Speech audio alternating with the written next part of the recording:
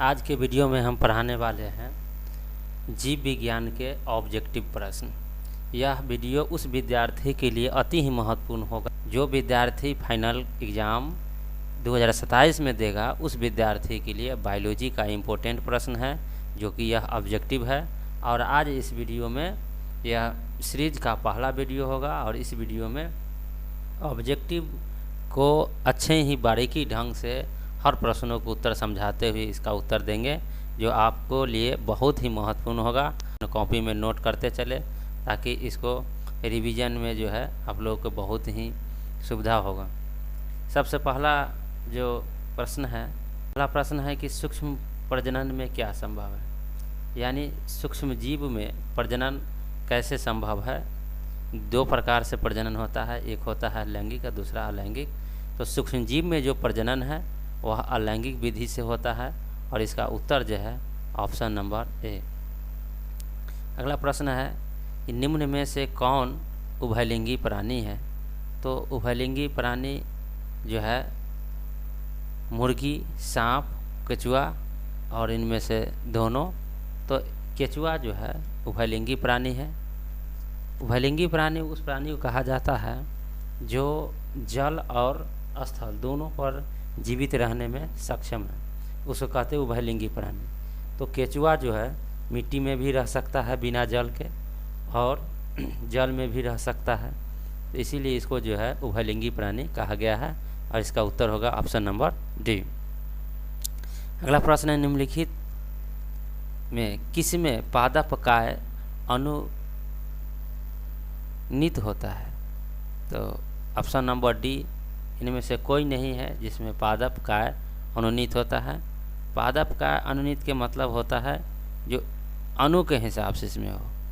पादप के मतलब होता है पौधा, और यह जो ऑप्शन दिया हुआ है सहवाल हो गया, कवक हो गया, बायोफाइट, यह पादप का ही एक कयांत्रित रूप है, इसीलिए यह इसका आंसर ऑप्शन नंबर डी हो जाएगा। अगला जो प्रश्न है कि अदरक में कायिक परिवर्धन किसके द्वारा होता है।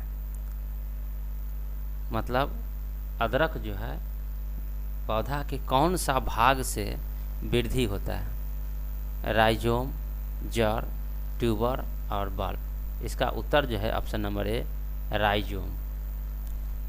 अगला प्रश्न है ये कंद किसका रूपांतरण है। तो इसका उत्तर है ऑप्शन नंबर सी, कंद जो है वह जड़ का रूपांतरण है। कंद जो है जिसको देहाती भाषा में अलुआ कहा जाता है, तो कंद उसको कहते हैं, आलू और कंद।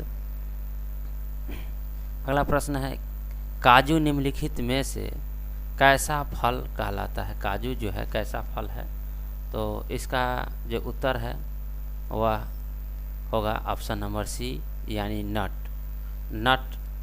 अगला प्रश्न है कि जेमुल्स निर्माण किस में होता है। तो इसका उत्तर है ऑप्शन नंबर डी, स्पंज में जेमुल्स का निर्माण होता है। निम्न में से किस में बाहरी निषेचन होता है। तो जीव में निषेचन दो प्रकार का होता है, आंतरिक निषेचन और बाहरी निषेचन। तो जिस जीव में शरीर के अंदर निषेचन की प्रक्रिया पूर्ण होता है तो उसको कहते हैं आंतरिक निषेचन, यह उच्च श्रेणी के जीव में होता है। और जिस जीव में निषेचन की प्रक्रिया शरीर से बाहर होता है तो उसको कहते हैं बाहरी निषेचन। तो प्रश्न जो है बाहरी निषेचन है, तो यहाँ पर यह ऑप्शन है मेढक, हिरन, मनुष्य और घोंघा। तो यहाँ पर मेढक और घोंघा दो गो जीव है, ऑप्शन नंबर ए इसमें दिया हुआ है। लेकिन मेढक और घोंघा ये दोनों में जो है बाहरी निषेचन होता है। मादा जीव जो है अंडा उत्पादन करती है और उसके बाद मेल जीव उस पर आकर के निषेचन की प्रक्रिया पूर्ण करता है। प्रश्न नंबर 9 है कि इष्ट में प्रजनन मुख्यतः किसके माध्यम से होता है। इष्ट में प्रजनन मुख्यतः किसके माध्यम से होता है। तो ऑप्शन नंबर ए, इष्ट में जो है प्रजनन मुकुलन के माध्यम से होता है। और अगला प्रश्न है कि युग्मक समानतः किस प्रकार के होते हैं। तो युग्मक जो है समानतः यह हेप्लोइड यानी एक गुणक के रूप में होता है। निषेचन के बाद यह डिप्लोइड हो जाता है और निषेचन से पहले यानी एक बॉडी में होता है तब तक यह जो है एक गुणित यानी हेप्लोइड होता है। अगला प्रश्न है कि 124 शुक्राणुओं के निर्माण में कितने अर्धसूत्री विभाजन की आवश्यकता होगा? तो इसका उत्तर है ऑप्शन नंबर बी यानी 31। पहले नंबर है कि हेप्लॉइड अवस्था 124 शुक्राणु यानी डिप्लॉइड अवस्था में है, और डिप्लॉइड अवस्था के आधा जब बॉडी में सूत्री विभाजन होगा तो आधा हो जाएगा, और उसका अर्धसूत्री विभाजन होगा तो फिर आधा के आधा होगा, तो यहाँ पर हो जाएगा 31। तो 31 में 4 से गुना करेंगे 124 हो जाएगा, यानी हेप्लॉइड के डिप्लॉइड के आधा हेप्लॉइड के आधा जो है अर्धसूत्री विभाजन के फलस्वरूप होगा, इसीलिए जो है इसके शुक्राणु की संख्या 31 हो जाएगा। अगला प्रश्न है केचुआ प्राणी है एक लिंगी, द्विलिंगी, अलिंगी और नपुंसक? तो इसका उत्तर हो जाएगा ऑप्शन नंबर बी द्विलिंगी। केचुआ जो है द्विलिंगी प्राणी है। द्विलिंगी उस प्राणी को कहा जाता है जिसमें नर और मादा अंग एक ही जीव में हो, नर और मादा अंग एक ही जीव में हो, वैसा प्राणी को द्विलिंगी प्राणी कहते हैं। ठीक है, केचुआ जो है द्विलिंगी प्राणी है और उभयलिंगी जीव भी है और उभयचर प्राणी भी है। अगला प्रश्न है कि इनमें से कौन सा भाग अगुणित है?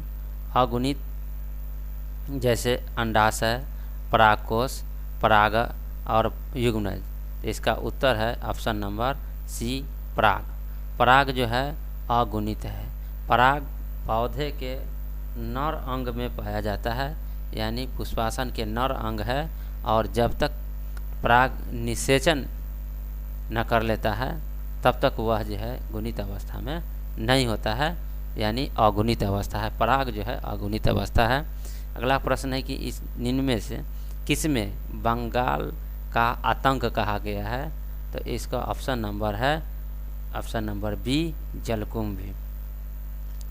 बंगाल का आतंक इसलिए कहा जाता है कि जलकुंभी एक ऐसा पौधा है, ऐसा प्राणी है, ऐसा जलीय प्राणी है जो कि अन्य जंगल को वो खा जाता है। जिस तालाब में जलकुंभी होगा उस तालाब में अन्य प्रकार के जंगल नहीं होगा, क्योंकि इस दोनों में जो है एक दूसरे के विपक्षी होता है। ये जिसमें जलकुंभी होगा उसमें अन्य प्राणी अन्य जीव होगा, परंतु उसमें जो है अन्य जंगल नहीं हो पाएगा, इसीलिए इसको बंगाल का आतंक कहा जाता है। अगला प्रश्न, इनमें कौन ठहरे हुए पानी में उगकर ऑक्सीजन खींच लेता है? तो इसका उत्तर है ऑप्शन नंबर ए जलकुंभी। जलकुंभी एक ऐसा प्राणी है जो कि ठहरे हुए जल में उगता है और ऑक्सीजन खींच लेता है, जिसमें जलीय जीव को रहने में बहुत ही कठिनाई होने लगता है और उस जीव को ऑक्सीजन के कमी होने लगता है।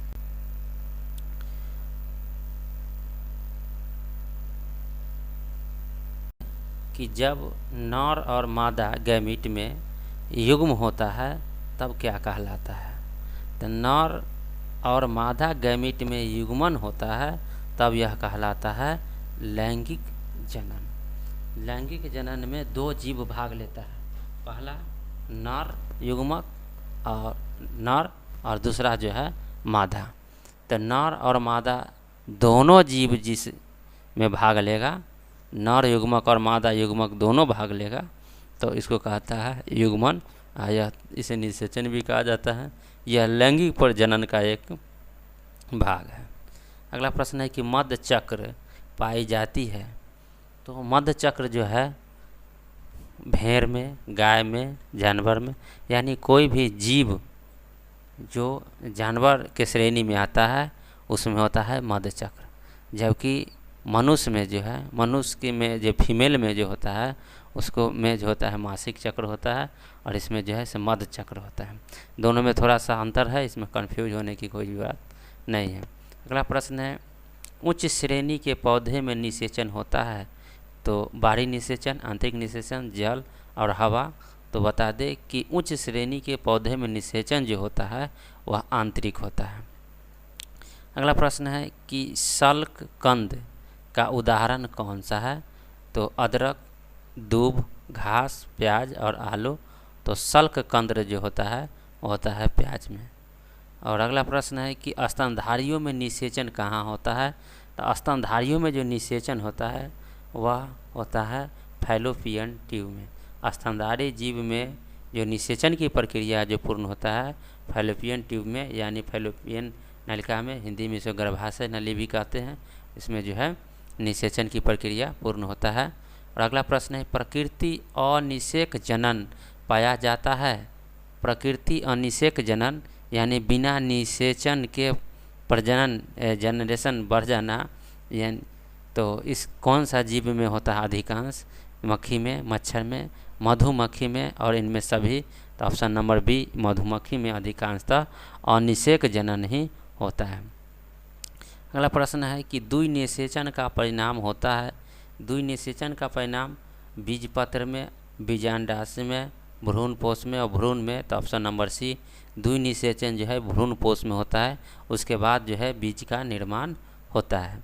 अगला प्रश्न है बीजाणुओं द्वारा जनन करने वाले पौधे जैसे मार्स, फर्न सामान्यतः किस समूह में आता है?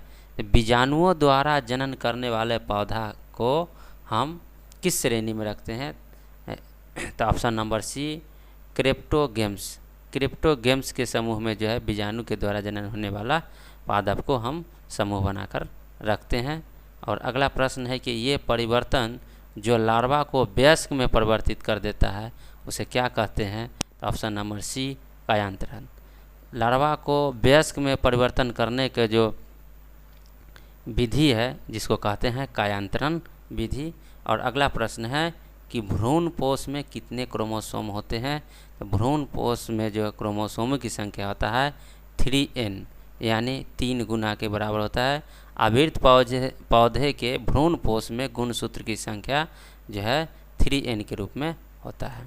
और अगला प्रश्न है कि जब संतति की उत्पत्ति एकल जनक द्वारा होता है तो इसे क्या कहते हैं? तो जब संतति का उत्पत्ति एकल जनन द्वारा होता है तो उसको कहते हैं अलैंगिक जनन। ठीक है। अगला प्रश्न है कि इनमें से कौन सा नर युग्मक से संयोजन कर भ्रूण बनाता है, भ्रूणपोष बनता है?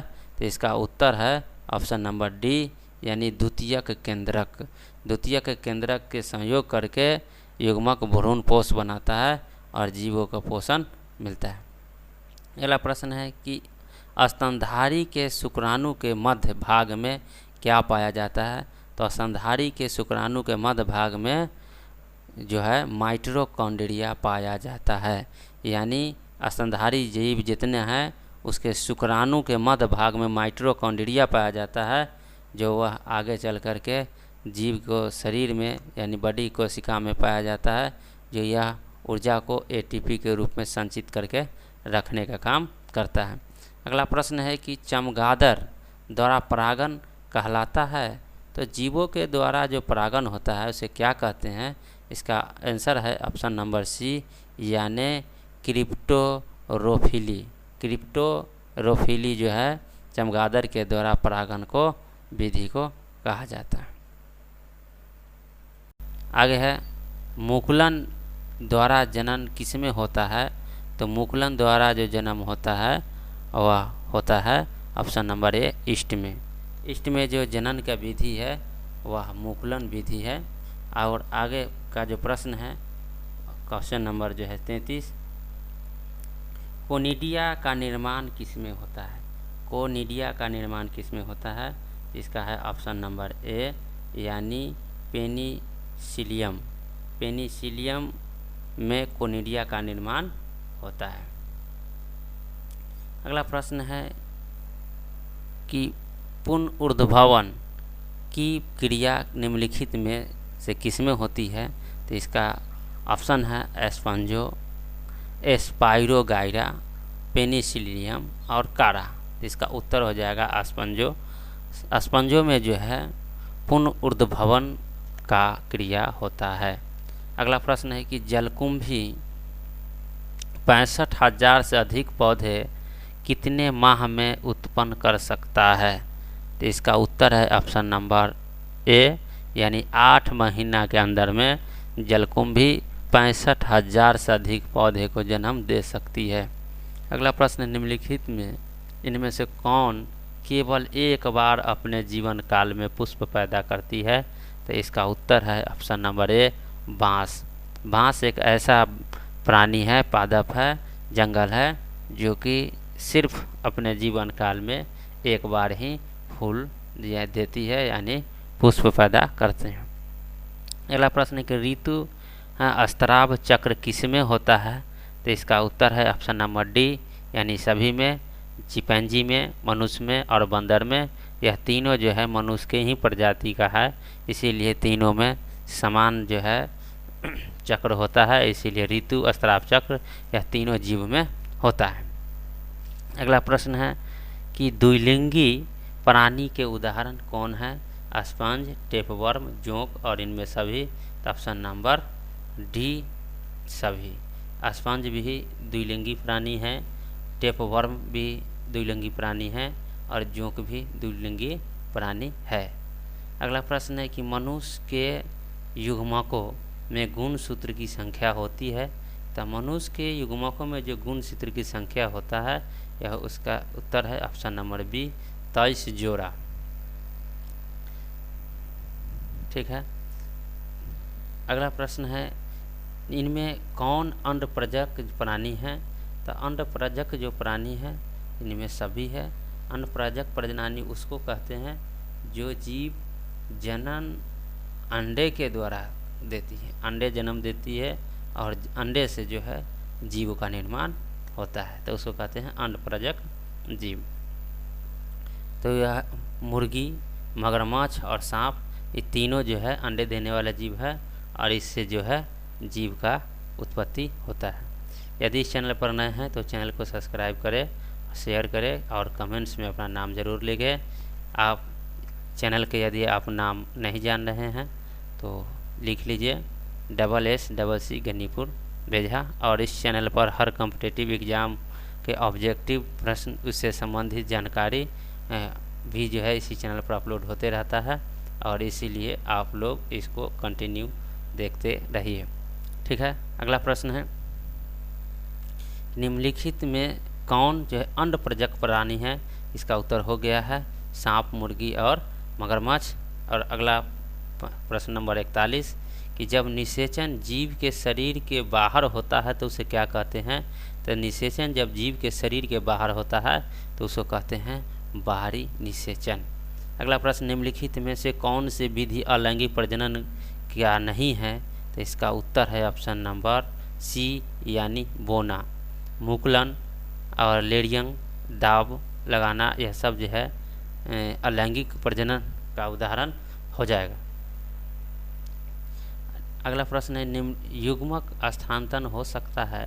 तो युग्मक स्थानांतरण किसके द्वारा होगा? तो पौधे में युग्मक स्थानांतरण जल के द्वारा, वायु के द्वारा और हवा के द्वारा, सभी के द्वारा जो है हो सकता है। और अगला प्रश्न है कि निम्न में से कौन सजीव प्रजक नहीं है? तो इसका उत्तर है ऑप्शन नंबर ए, मुर्गी। और अगला प्रश्न है, निम्न में से किस में बाहरी निषेचन होता है? तो ऑप्शन नंबर ए, मेढक में। निम्न में से किस में जल माध्यम से निषेचन होता है? जल के माध्यम से शैवाल में, ब्रायोफाइटस में, टेरिडोफाइटस, सभी में जो है जल के माध्यम से निषेचन की प्रक्रिया पूर्ण होता है। अगला प्रश्न है, निम्न में से कौन सा उभयलिंगी पादप नहीं है? तो ऑप्शन नंबर ए, पपीता। और अगला प्रश्न है कि अगैव में वर्धी प्रजनक होता है? तो ऑप्शन नंबर ए, बुलबिल के द्वारा, बुलबिल के द्वारा जो है अगैव में वर्धी प्रजनन होता है। और अगला प्रश्न है, निम्न में से कौन सा जंतु उभयलिंगी नहीं है? तो इसका उत्तर है मनुष्य। ठीक है।